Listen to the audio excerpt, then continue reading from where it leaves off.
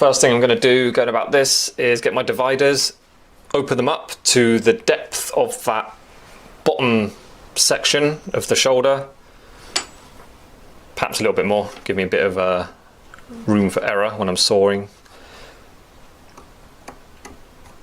With my divided lines on there, opened it up a little bit, just pulled it open with my fingers, put it on the peg, hold it down, and then just saw along the line. This top one, very straight.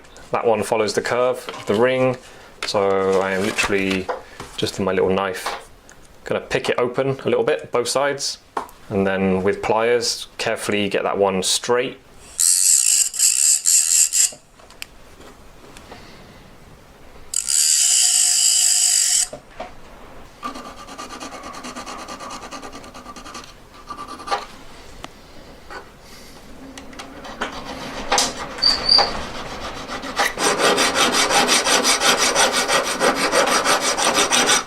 What I decided to do is push it back up to a circle and then join up the bottom part of the shoulders. So I soldered these back together, tapped it round, and now I can really be accurate and get them really perfect. Get that perfectly parallel all the way across, both sides, nice and flat, nice and smooth, go into a perfect point. Both ends, both of these are accurate, same angle. I know I need to adjust them a little bit.